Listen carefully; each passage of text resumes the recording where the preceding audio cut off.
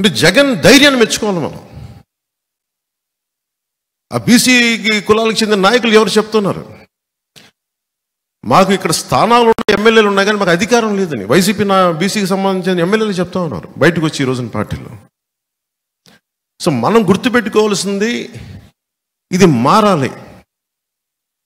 BC కులాలు ఎదగడం అంటే కాపులు తగ్గిపోవడం కాదు, ఓసీ కులాలు తగ్గిపోవడం కాదు, బీసీలు ఎదగడం అంతే. నేనైతే మనస్ఫూర్తిగా అది కోరుకుంటున్నాను. దళిత కులాల నుంచి ఒక దామోదరం సంజీవయ్య గారు లాంటి నాయకులు రావాలి. బాలయోగి గారు ఉన్నారు, బాలయోగి గారిని అన్ని కులాలు ప్రేమిస్తారు, అన్ని కులాలు ప్రేమిస్తారండి. నోరు మంచిదైతే ఊరు మంచిదవుతుంది, వ్యక్తిత్వం మంచిదైతే అందరినీ ఆకట్టుకుంటుంది.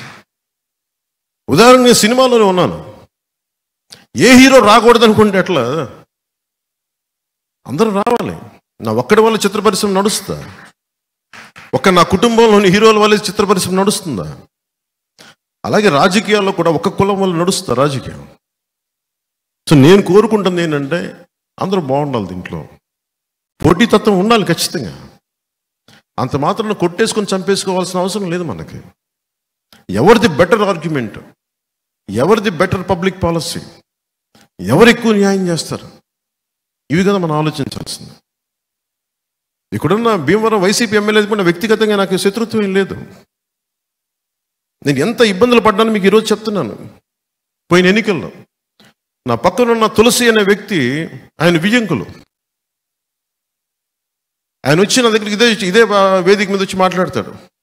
ఆయన నా వియ్యంకులు అంటే నా కూతుర్ని ఇచ్చాను, మీరేం అనకూడదు అంటాడు.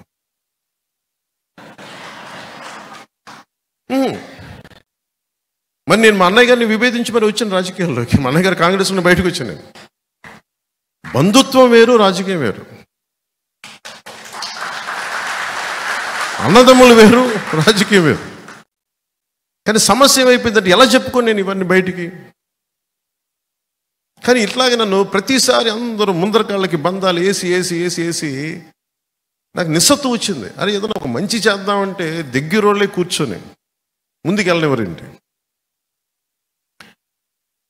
కొప్పట్లో కూడా నాకు చిన్నప్పుడు నేను తెలుసు, ఇదే పార్టీ ఇదే క్షేత్రంలో జాయిన్ అయ్యారు ఇద్దరు కజిన్స్. నాకు ఆల్మోస్ట్ 16-17 ఏళ్ళ వయసు నుంచి తెలుసు నాకు. నేను అప్పుడప్పుడు కొప్పరికి వెళ్ళేవాడిని, సమ్మర్స్లో వాళ్ళ ఇంట్లో ఉండేవాడిని. వాళ్ళ నర్సపూర్లో థియేటర్ కూడా ఉండేది.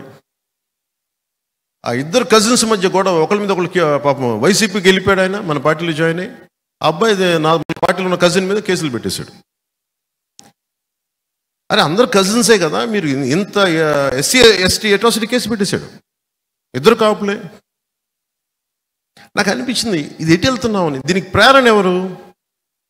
మనుషుల్ని విడగొట్టేవాడు జగన్. జగన్ తాలూకు విష లక్షణం, విష సంస్కృతి కుటుంబంలోకి, అన్నదమ్ములకు కూడా వెళ్ళిపోయింది.